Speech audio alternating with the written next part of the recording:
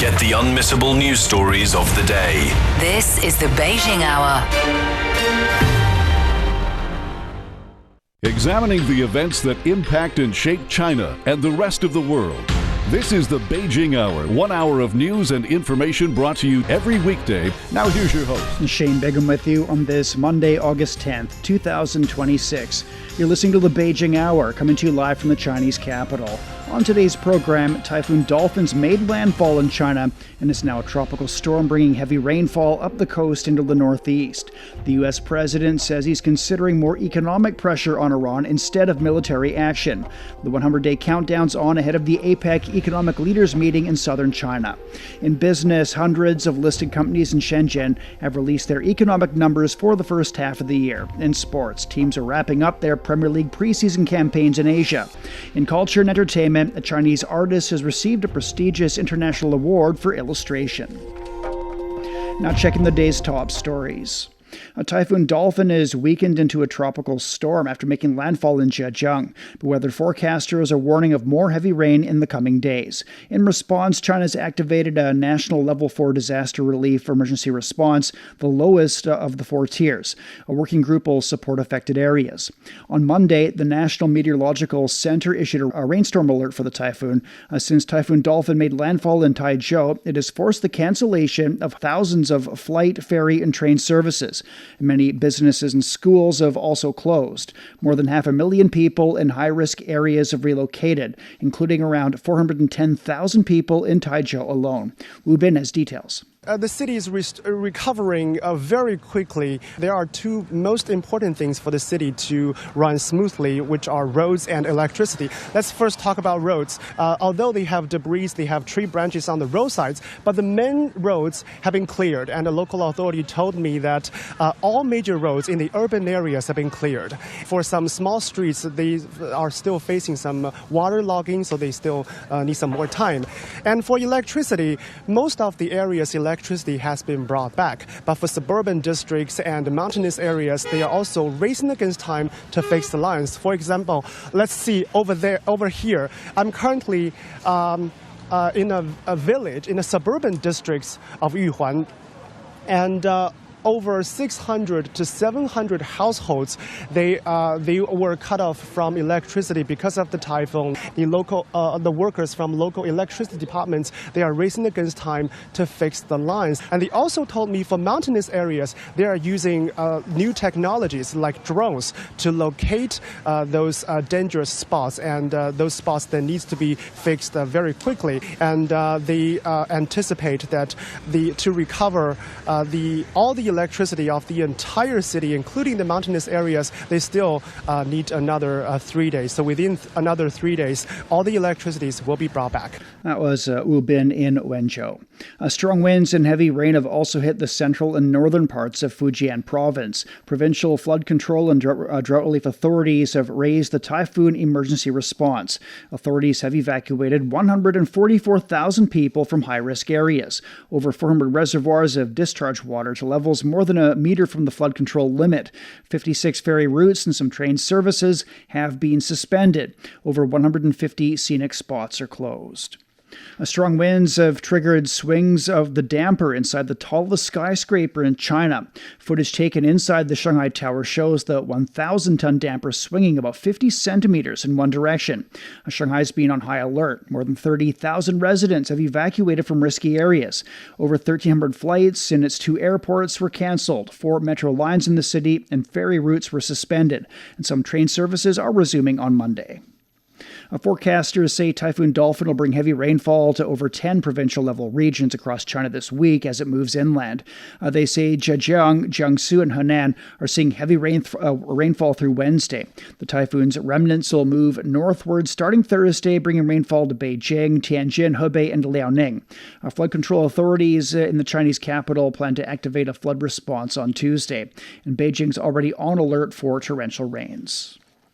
Hong Kong is also in the middle of typhoon season, with the city expecting up to 7 tropical cyclones until October. Forecasters warn that some could become super typhoons due to El Nino. The Hong Kong Observatory is using artificial intelligence weather models to help predict storm paths, but experienced forecasters are still needed to interpret the data. Laura Westbrook has the story. For more than 140 years, the Hong Kong Observatory has been informing the public about typhoons and other types of weather from this building in the Kowloon district. Now forecasters like Kwok Yu Ting have a new tool to assist them. The AI models are quite skillful in the forecast of the tropical cyclone tracks in the near term, like in the around 3 to 5 days ahead.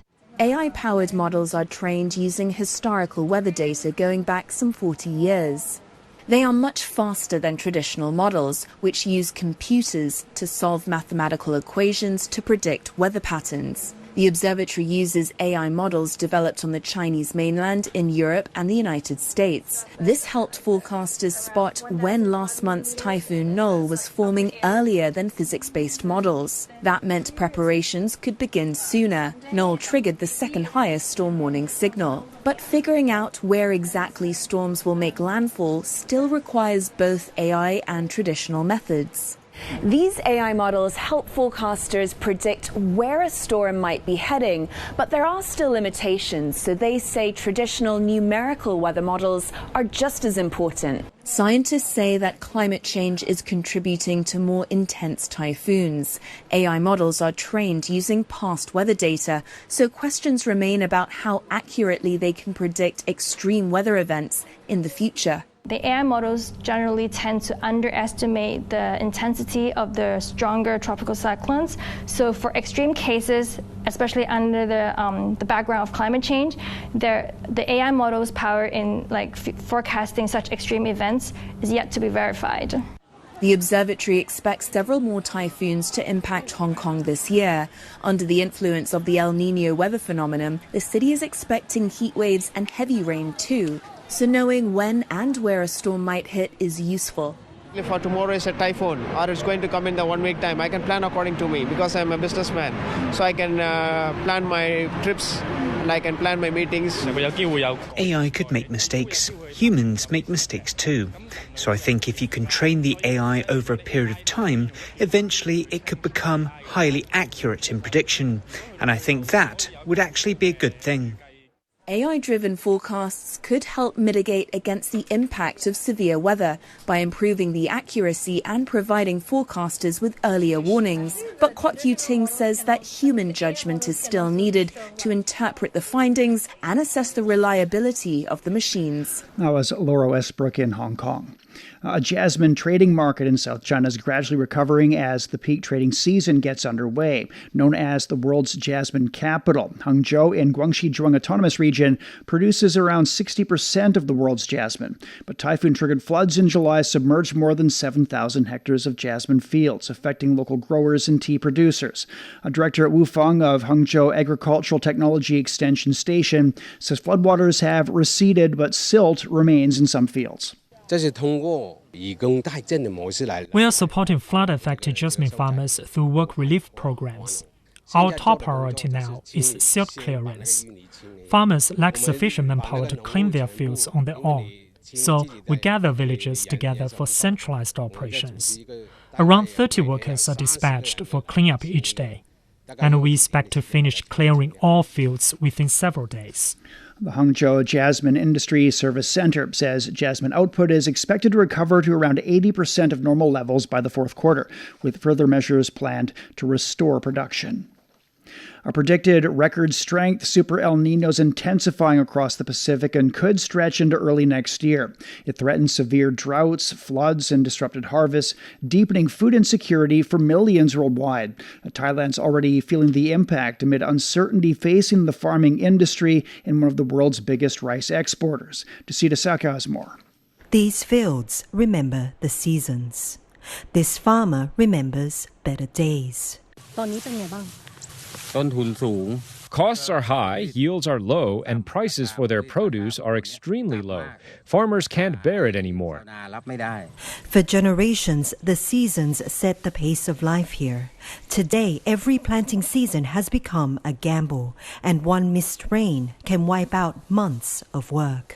This is where Thailand's rice story begins. In fields like this, farmers have cultivated one of the country's most important crops for generations, supplying both the local market and millions of people around the world.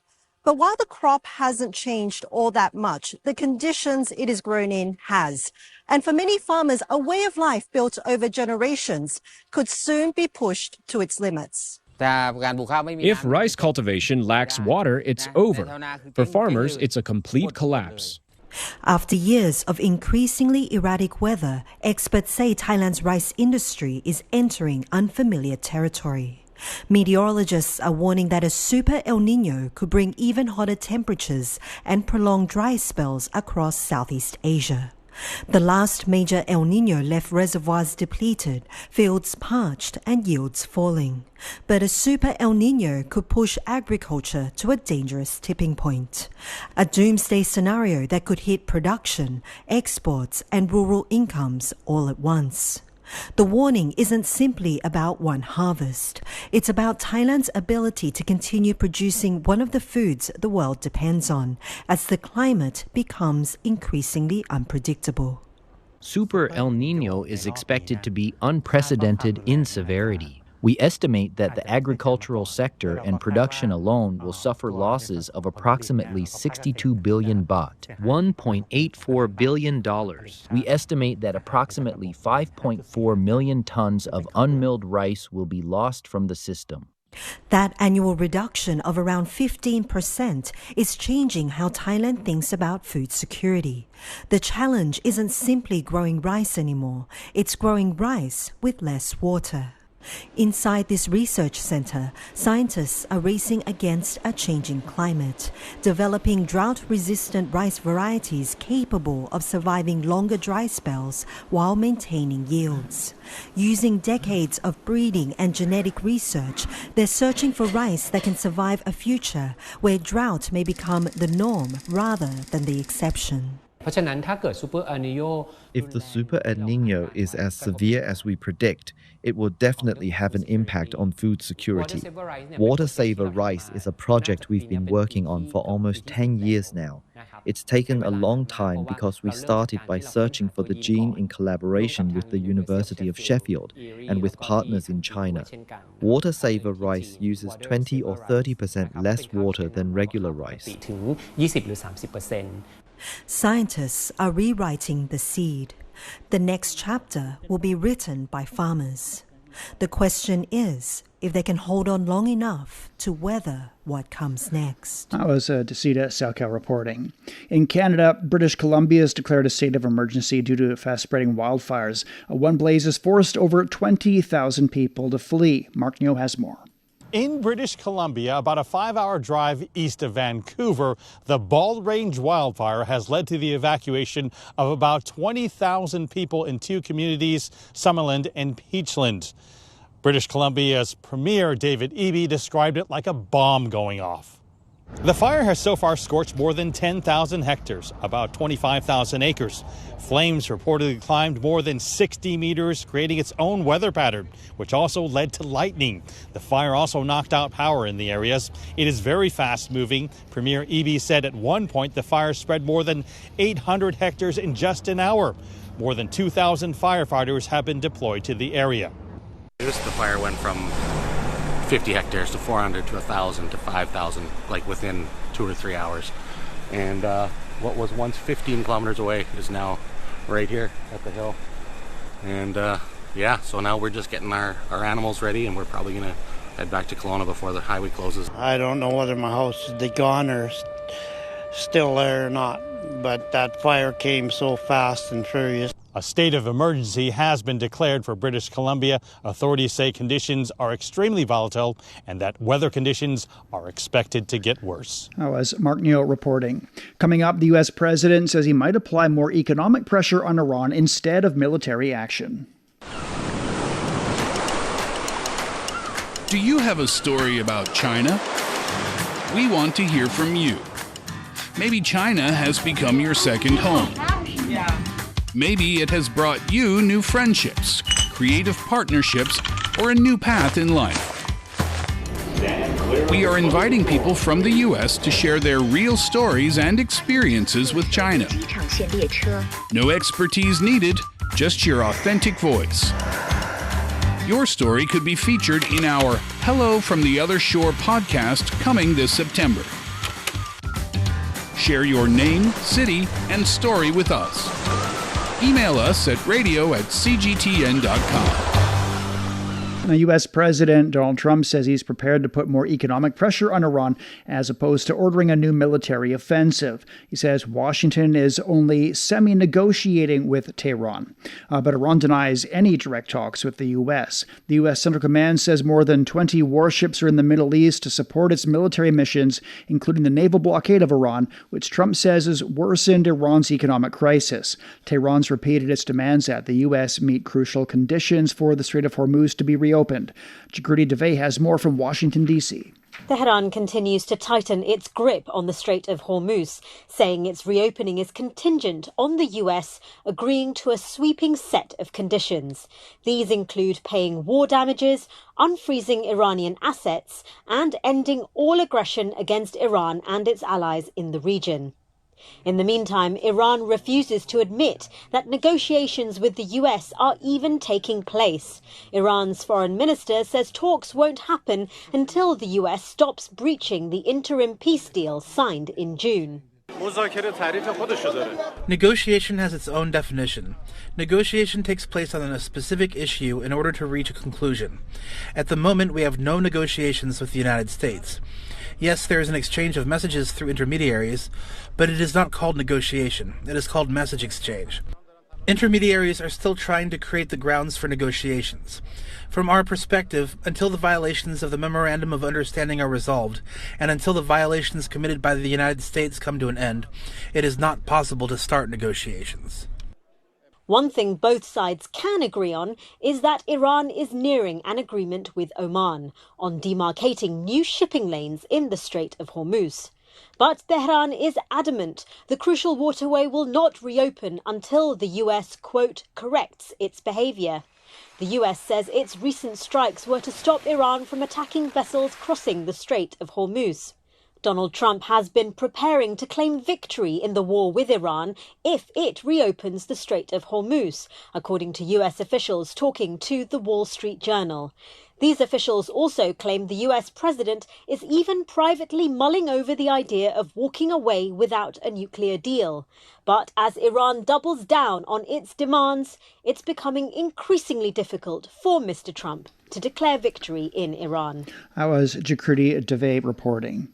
Iranian Supreme Leader Mojtaba Khamenei has appointed a former chief commander of the Islamic Revolutionary Guard Corps as his representative in the Supreme National Security Council. Mohsen Rezai is also the secretary of the Security Council, following a decree by President Masoud Pezeshkian. This comes as Iran says it's nearing a final pact with Oman over new shipping lanes in the Strait of Hormuz. Ehsan Kevani has more. There was a significant political meeting over the weekend that I should talk about. President Pezeshkian sat down with Ayatollah Mojtaba Khamenei. This meeting is getting a lot of attention because it marks the start of the president's third year in office, but also because the new supreme leader hasn't been appearing publicly since March because of serious security threats from U.S. and Israel. They discussed domestic struggles, living costs, and budget management alongside military issues and foreign economic ties. It's a clear sign leadership is focused on survival at home, even as foreign pressure mounts. For now, it looks like we're stuck in a waiting game, one where the gap between demands and reality just seems to keep growing. That was Ehsan Kevani reporting. Sina Azadi is an assistant professor of Middle East politics at George Washington University, and he says Iran is unlikely to reopen the Strait of Hormuz unless it reaches a clear agreement with the U.S. on the terms and arrangements for shipping. Without having an agreement, explicit arrangement for the passage of ships through the Strait of Hormuz, we cannot have a permanent solution to the war. If you may recall, the reason that the Iranians started attacking ships in the Strait of Hormuz after the Memorandum of Understanding was that the language of MOU was quite vague, that paragraph 5 that addressed the issue of Strait of Hormuz. And Iranians believe that the American side is trying to motivate the ships to sail through the southern shipping lane, which is through the Omani waters. This is why they didn't want to lose their strategic asset, and they started attacking ships. So I guess I think it is not a peace deal in itself, but it is an instrumental part of the permanent end to hostilities. That was Sina Azadi, an assistant professor of Middle East politics at George Washington University. The Houthi group in Yemen has launched 2 deadly attacks on sites linked to Saudi Arabia. The Houthis say they carried out the strikes in response to Saudi Arabia's movements in Yemeni territory. Ahab Al-Fandi has more from Sana'a. This is a new development that widens the military escalation linked to the war in Yemen. Ansarullah, known globally as the Houthis, said it carried out 2 attacks on sites linked to Saudi Arabia. One targeted the Makka area on Yemen's western coast, where officials say 7 people were killed, while the other targeted an oil facility in southern Saudi Arabia. The Ansarullah's military spokesperson, Yahya Sari, said the attack on Makka was carried out using a large number of ballistic missiles and drones. He said the attack targeted military gatherings and weapons storage facilities. He added that the attack destroyed equipment and caused deaths and injuries, including among Saudi nationals. Ansarullah says the operation was a response to what it describes as Saudi military movements and reinforcements of weapons and equipment along Yemen's western coast and in Taiz Governorate. The location of Makka is significant. The area lies on Yemen's western coast near the Bab el-Mandeb Strait, which links the Red Sea with the Gulf of Aden and is a major route for trade and energy between Asia and Europe.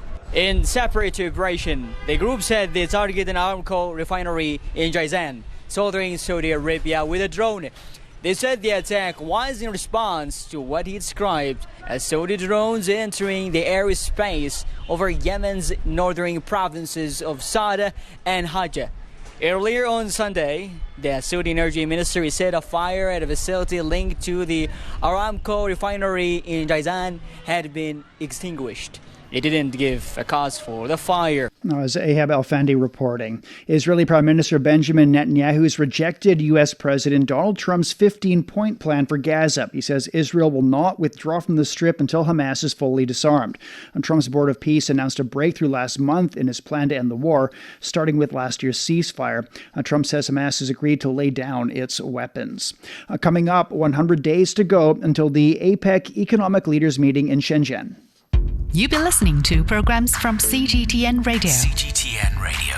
We invite you to visit us online for more audio, pictures, and in-depth reports. At radio.cgtn.com, you can access a wide range of programs and find your favorite news, talk, features, entertainment shows, and podcasts. Hear the difference with CGTN Radio. There are 100 days to go until the APEC Economic Leaders Meeting on November the 18th in Shenzhen. Several APEC events took place in July, including Digital Week and a meeting of forestry ministers. The Chinese Foreign Ministry says Beijing is committed to more productive events to ensure the success of the November summit. Shenzhen posted a record increase of 33% in trade with other APEC economies to over $290 billion in the first half of the year. Innovation is one of the 3 principles of APEC China 2026. In Shenzhen, a new idea can find the hardware that it needs within 30 minutes. And entrepreneurs call it Shenzhen Speed. Powered by the city's vast supply chains, today, artificial intelligence and embodied intelligence are becoming new engines driving technology and industry forward. Li Shuang has more. We've all seen robots dance. But at this embodied intelligence company, the goal is not to build performers. It's to develop general-purpose robots that can solve real-world problems. The firm is developing machines with dexterous hands and an AI-powered brain. They're being trained for everyday tasks, from folding clothes and tidying tables to picking up trash. At the core is the company's open-source World Unified Model, designed to help robots understand the physical world around them.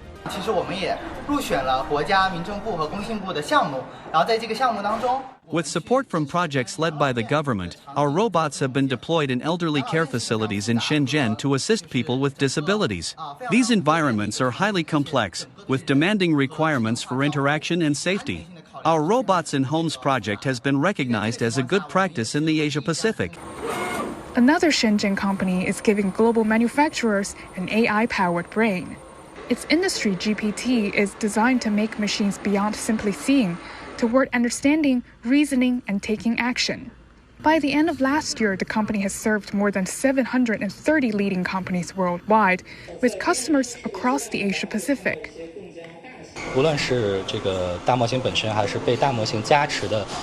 Whether it's large language models, AI agents, or AI-powered products, they will become easier to use and more accessible. This will allow companies that previously couldn't easily access industrial AI to benefit from it.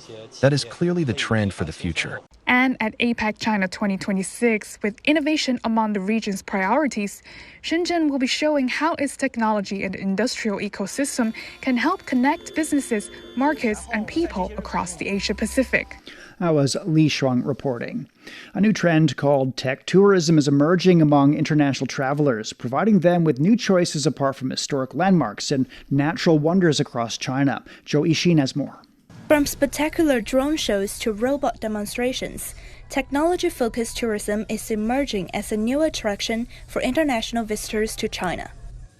In Beijing, a robotics exhibition has become a popular destination in its own right, giving visitors an up-close look at cutting-edge technologies and how they are increasingly being integrated into everyday life. So I find it very fun. I think it's like an amazing thing that China has developed such incredible technology. We in Mexico don't have this many robots, so I think it changed my perspective on how technology can probably change the world in the future. The advance of humanity in robotics and robots, it's incredible and super futuristic. Some visitors are going beyond traditional tourist attractions, stepping inside working production facilities to see firsthand how technology is reshaping modern manufacturing. At Xiaomi's electric vehicle factory, visitors can watch hundreds of robots carry out precision tasks along the production line. Once largely closed to the public, these industrial facilities are now opening their doors to visitors, becoming new windows into China's manufacturing capabilities and innovation. They could see a lot of interesting things that maybe they wouldn't be able to see back home in terms of the sophistication and probably more than anything just the scale. I think the scale and the level of advancement would be pretty staggering. So people want to understand more and more how things are made, and that allows us to get a better grasp of how the world we live in is evolving. The trend is also seeing China's inbound tourism market evolve. Travel agencies and tourism destinations are now offering customized tech tourism experiences for international travelers. We've seen more visitors booking through our online platform, and international study groups are also showing strong interest in our exhibition. Many overseas tourists share their experiences on social media after visiting. As China travel and Chinese tech continue to gain popularity, more and more international travelers are discovering an innovative, dynamic, and futuristic side of China, and a new way to experience and understand the country. That was Zhou Yixin reporting. We're at 29 past the hour. Beijing getting overcast skies this evening. Thunder showers rolling in tomorrow. Lows 24. It's up to 32 on Tuesday. Shanghai will see rainstorms this evening. That rain eases to light tomorrow. A low of 26 and a high of 30. Chongqing's cloudy overnight and tomorrow. Low of 27. The high is 36. Nanchang will see moderate rainfall this evening, and that's easing to thunder showers tomorrow with a low of 26 and a high of 31 degrees. Lhasa is getting a light rain tonight, becoming cloudy tomorrow. A low of 12 and a high of 24. It's time for a short break. So far this hour, a Typhoon Dolphin's made landfall in China and is now a tropical storm bringing heavy rainfall up the coast and into the northeast. The U.S. president says he's considering more economic pressure on Iran instead of military action. And the 100-day countdown is on ahead of the APEC Economic Leaders Meeting in southern China. Shane Bigham with you. Stay with us here on the Beijing Hour.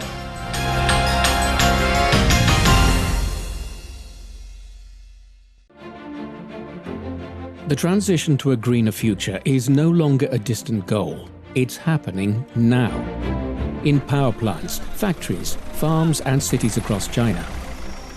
As the world grapples with climate change, energy security, and the growing demand for electricity, China is searching for new ways to cut emissions while keeping its economy moving.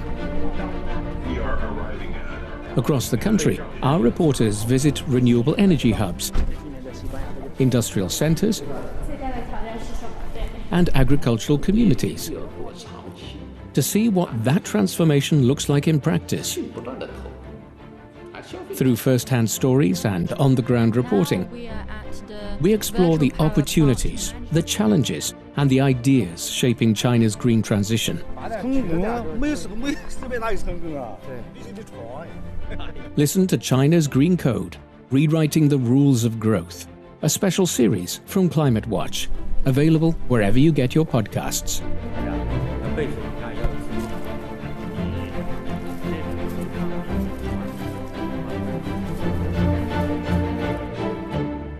Examining the events that impact and shape China and the rest of the world. This is the Beijing Hour, 1 hour of news and information brought to you every weekday. Now here's your host, Shane Bigham with you on this Monday. Still to come.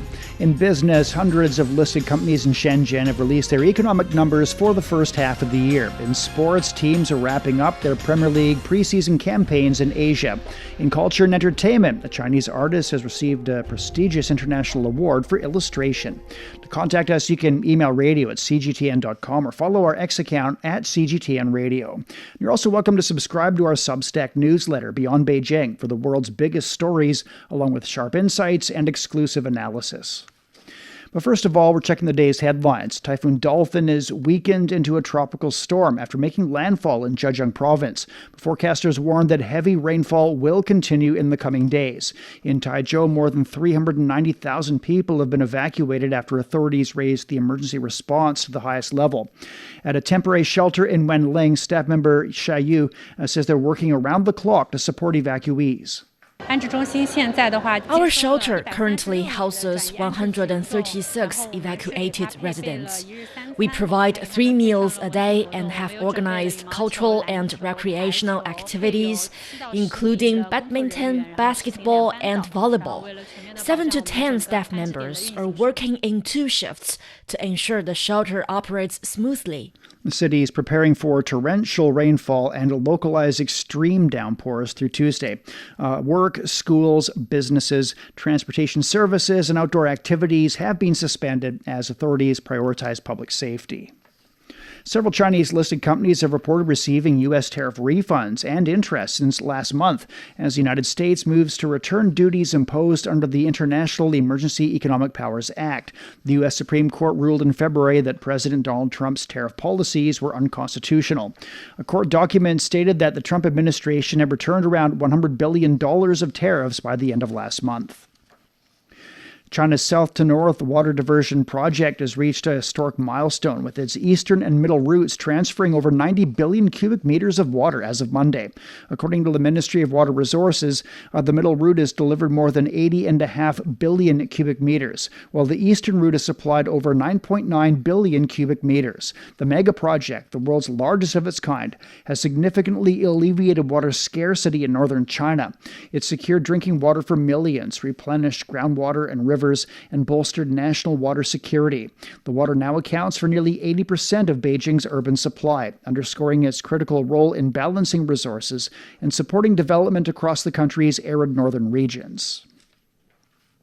Chinese research teams have discovered and named a new mineral with an average germanium oxide content of up to 72%, second only to germanite. The International Mineralogical Association has approved the new mineral called Wusehe germanium ore. Germanium is an indispensable and scarce material used in high-tech fields, including modern semiconductors, fiber optic communications, infrared optics, solar cells, and aerospace measurement and control systems. Iran says talks with Oman on new shipping routes through the Strait of Hormuz are in the final stages, but the waterway has not yet been reopened. Iranian Foreign Minister Abbas Araghchi said a possible agreement on navigation routes does not automatically mean the strategic waterway will resume operations. An agreement on the routes may be reached, but reopening the Strait of Hormuz depends on a separate set of conditions being met, and those conditions are being conveyed through intermediaries. Araghchi said Washington must stop violating a June memorandum of understanding aimed at ending weeks of fighting and reopening the strait. Iran's Supreme National Security Council later said the waterway would remain closed until the United States changes its policies, including ending military threats, lifting sanctions, and withdrawing forces from the region. A Chinese maritime court has successfully mediated a dispute after a collision between two foreign vessels near the Strait of Hormuz last year. The Guangzhou Maritime Court handled the case involving Antigua and Barbuda-flagged Adeline and Liberia-flagged Front Eagle. Both parties selected Chinese law as the governing law for resolving the substantive issues. A representative of Adeline's ship owner said the company decided to submit the dispute to a Chinese court because of its trust in the impartiality and fairness of the country's legal and judicial systems. The two sides reached a settlement after the court organized pretrial meetings and held a public hearing.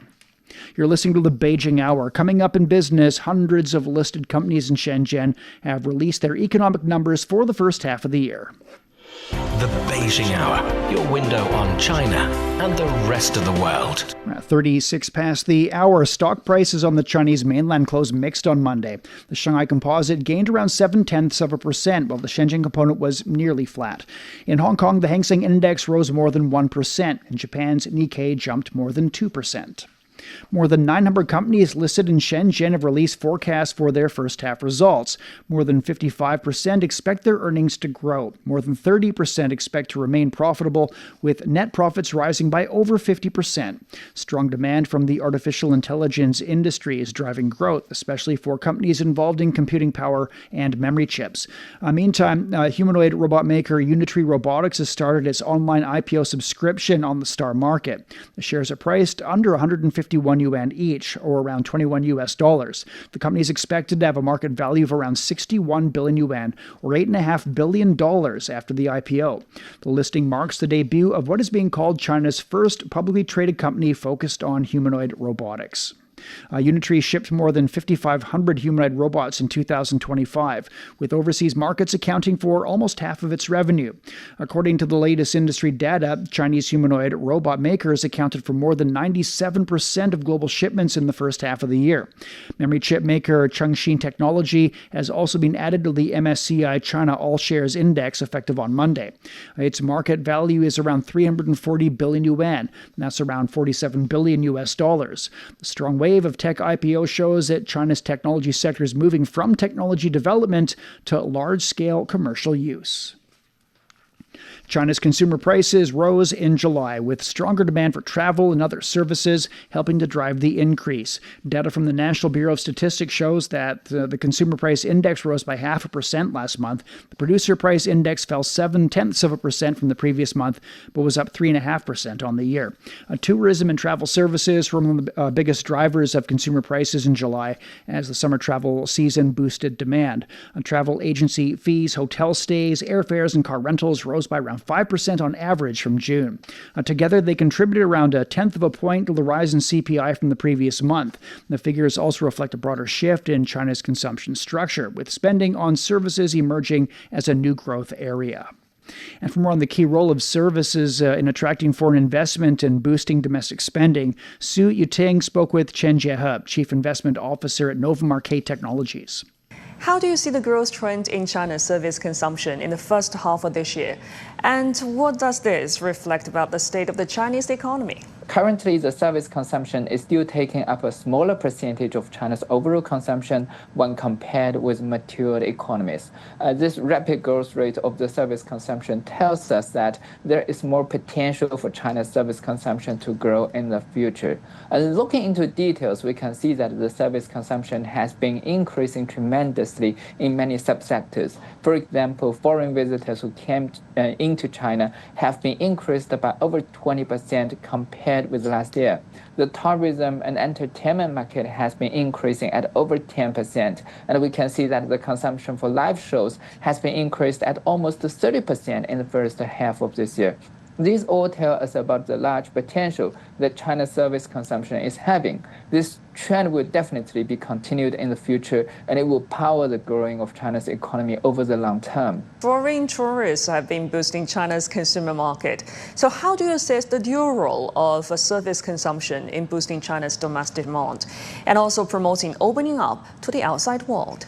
Yes, we can see that the number of foreigners who came to visit China has been increased at a rapid speed this year. Over the first half of this year, the number of foreigners who came to visit China reached almost 23 million, over 20% more than 1 year ago. And the visa-free policy is definitely helping this a lot. If we look at the service consumption, it is super important for attracting foreign visitors, because when people are traveling to another country, the consumption of concrete items will only be a part of the overall consumption. But service consumption is definitely more important. For example, coming to look at the development of China's modern cities, look at the shows of panda, look at the beauty of China's natural viewing, all these are parts of the service consumption. So service consumption is definitely attracting a lot of foreigners who came to visit China. At the same time, it is also very important for the growing of China's domestic consumption. Furthermore, the increasing of service consumption will also bring more business opportunities between China and the global companies. Because when there are more foreigners coming over to visit China, as well as Chinese people going to visit other countries, we will know each other much better. And the better we know each other, the more business cooperation can be conducted. This will increase the trade, this will increase the investment, and this will bring more business opportunities. That was Chen Jiehe at Novum Arcade Technologies. The International Congress of Basic Science has kicked off in Beijing, bringing leading scientists from around the world. The event has honored 9 outstanding researchers, highlighting China's growing focus on basic research and technological self-reliance. Liu Jiaxin has more. It's the 4th edition of the International Congress of Basic Science. This year's event is taking place in Beijing's Huairou Science City from August 9th to 21st, under the theme Advancing Science for Humanity. Once again, this annual event brings together leading experts from all around to celebrate basic sciences, especially in mathematics, physics, and information science and engineering. Distinguished attendees include 9 2026 ICBS medal recipients, including Claire Voisin, Wang Yifang, Andrea Liu, Zhang Xiaowei, Zhang Feng, etc. Others include Fields medalists, Turing Award winners, recipients of prestigious international honors such as the Shaw Prize, Wolf Prize, and Dirac Medal, as well as more than 10 academicians from China and abroad. First awarded in 2026, the ICBS medal recognizes revolutionary advances in basic science, featuring a scientific giant's portrait on one side and the model for truth and beauty on the other. It's an emblematic of the unending quest for ultimate truth and aesthetic perfection in understanding the universe. We are particularly happy when what we are doing, the argument we use, or the path we follow involves some beauty. The Congress is initiated and chaired by Shentong Yao, an internationally renowned mathematician. He was extremely happy for the 2 young researchers. As the first Chinese-born Fields medalist, Professor Shentong Yao said, one of his biggest hopes is that one day Chinese students can achieve the greatest academic goal without even studying abroad, because by the time China itself can be a global hub for fundamental research. Well, at the core of global tech competition is original innovation in basic sciences. China's push for high-level scientific self-reliance puts basic research front and center. I'm very impressed. I think in the last 10 to 15 years, China academics have really developed very, very strongly, much stronger than the Western world, I must say. We're teaching a lot of Chinese students in our curriculum, and I have to say they are some of the very best we have in the country, in the UK. Over the course of 2 weeks, nearly 1,000 scientists, young researchers, and students from around the world will gather in Beijing to engage in discussions, foster collaboration, and shape the future of basic science. That was Liu Jiaxin reporting. China and Thailand are working to train more AI talent for the digital economy. From programming robots to running automated production lines, young people are gaining practical skills to prepare for the future. Desita Xiaoqiao is here again, reporting from Bangkok. Before artificial intelligence can power an economy, it needs human intelligence. Inside this Luban workshop, a China-Thailand vocational training center, students are learning to program robots and run automated production lines. It's less a classroom than a training ground for the digital economy already taking shape. We're learning with robots, and AI is getting more involved. It's becoming more and more integrated. We're learning skills that can help us understand the future better. But not everyone is moving at the same pace. As AI expands, so do concerns over a widening digital divide. While some countries race ahead, others struggle with access to technology, connectivity, and digital skills, gaps that continue to hold back sustainable development. So I think there is still a chance that the digital divide will widen because access is still very limited, and also we still need to increase the knowledge of the youth and other stakeholders in using AI tools for the issues that we are facing right now. That challenge brought youth leaders from across Asia and beyond to Bangkok.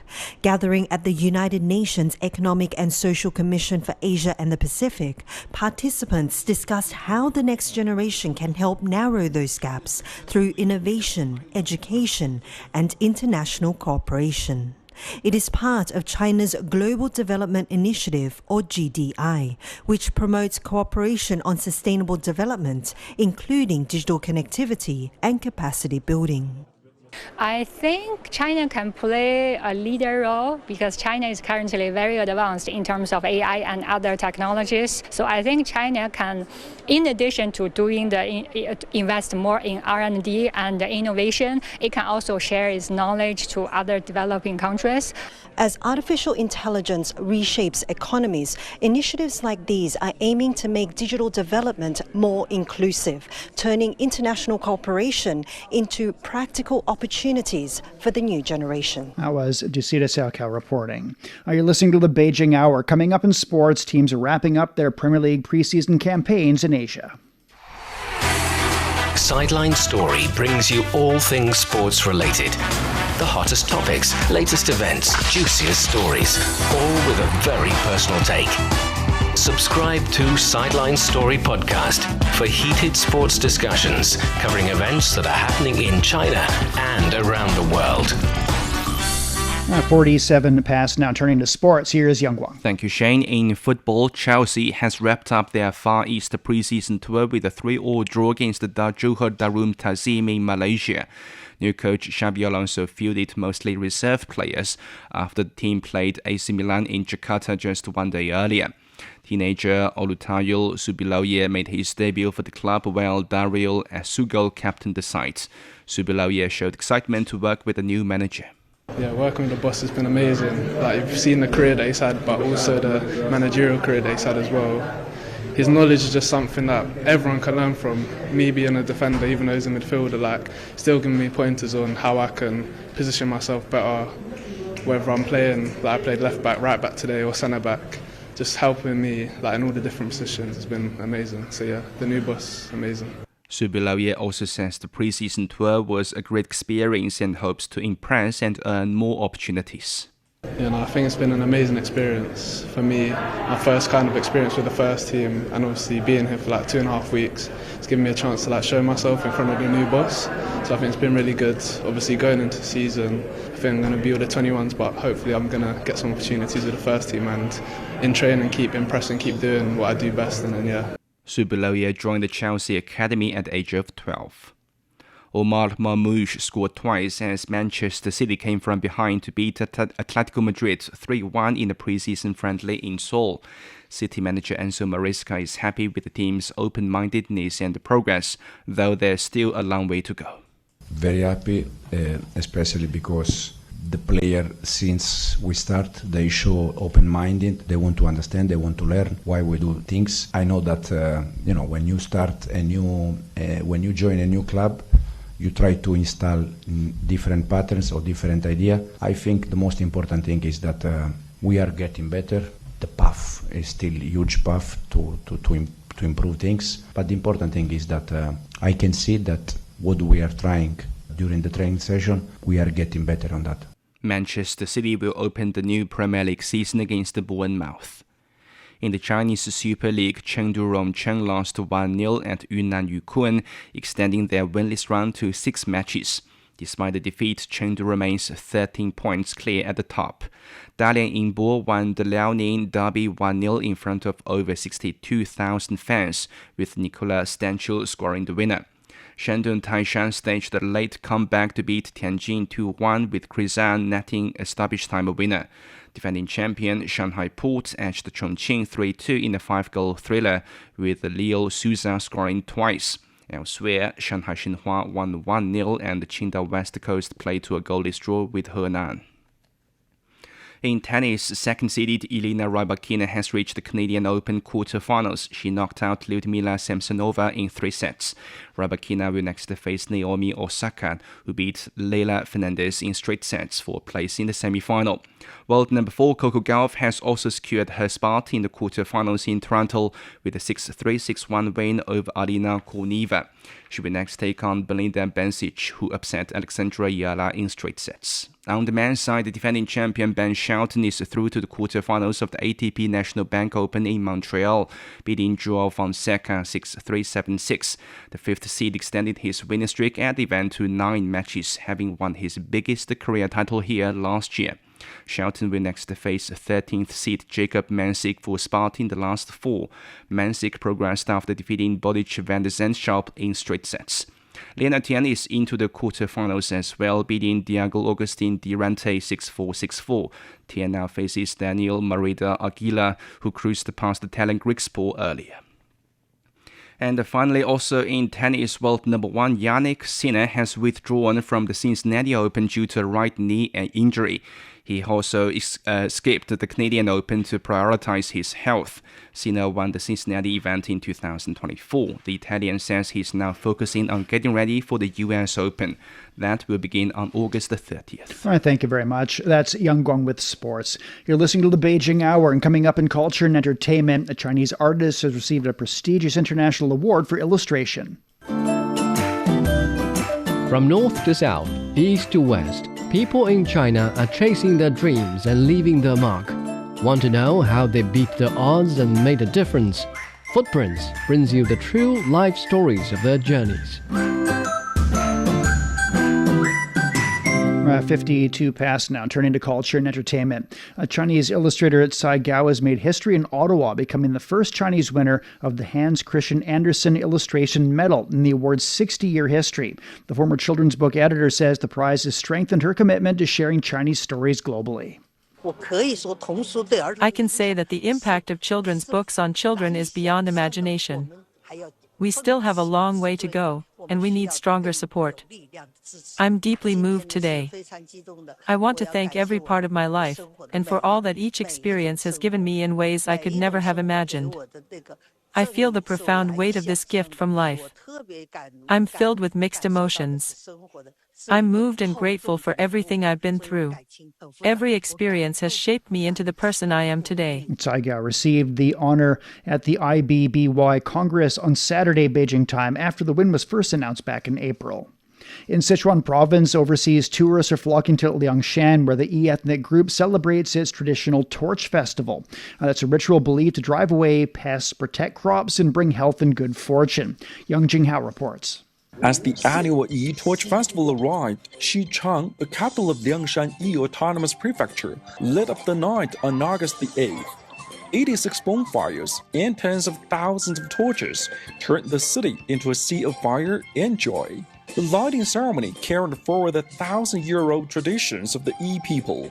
Thousands danced the Dati dance, torch parades filled the streets, and ancient folk customs came alive in a celebration of culture and heritage. What I like the most is like the people dancing around, because even though you don't know these people, they kind of like become your family. It doesn't matter. It feels like you know them from like your whole life. I think this should become like a main thing to do in China.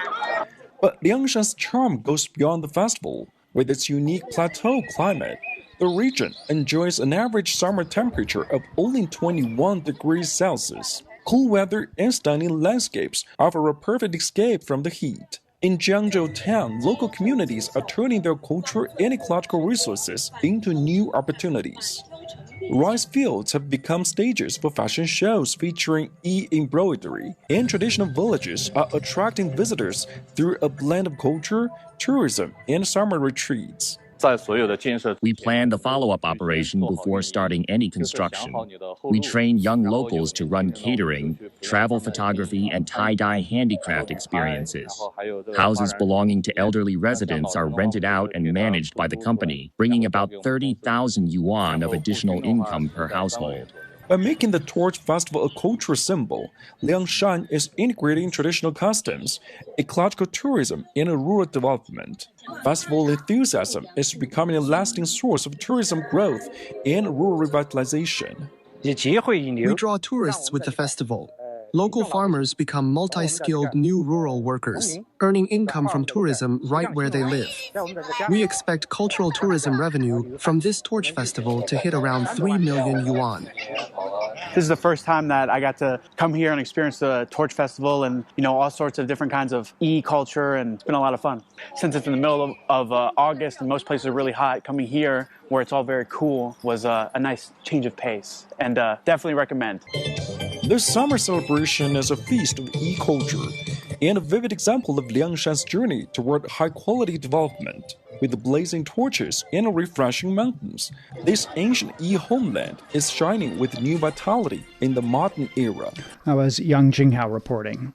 Spider-Man Brand New Day has continued its reign at the North American box office, adding $145 million during its second weekend in theaters. That marks the third best second weekend ever for a domestic Hollywood title. The film has now swung to more than $650 million domestically and over $1.6 billion worldwide. Meantime, The Odyssey held at number 2, earning $31.5 million. The epic's become Christopher Nolan's highest grossing film. We're at 57 past the hour. Beijing overcast overnight. Thunder showers rolling in tomorrow. A low of 24. And it's up to 32 on Tuesday. Shanghai will see rainstorms tonight. Those storms ease to light rain tomorrow. A low of 26, a high of 30. Chongqing will be cloudy tonight and tomorrow. A low of 27 and a high of 36. Nanchang's getting moderate rainfall this evening. That eases off to thunder showers tomorrow with a low of 26 and a high of 31. Lhasa is getting a light rain tonight, becoming cloudy tomorrow. A low of 12 and a high of 24. Elsewhere in Asia, Islamabad will be getting clear skies this evening. Moderate rainfall tomorrow. The low is 26. It's up to 35 on Tuesday. And that's it for this edition of the Beijing Hour. Making news today, Typhoon Dolphins made landfall in China and is now a tropical storm bringing heavy rainfall up the coast into the northeast. And the U.S. president says he's considering more economic pressure on Iran instead of military action. On behalf of the staff, this is Shane Bigham in the Chinese capital, hoping you'll join us for the next edition of the Beijing Hour and open a window to the world together.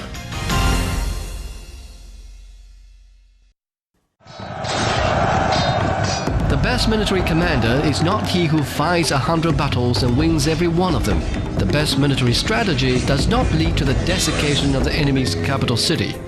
Decoding the Art of War will help you understand why there's no art in war and how Sun Tzu stayed undefeatable using the science of war, with fun stories and insightful breakdown of famous battles. Find Decoding the Art of War wherever you listen.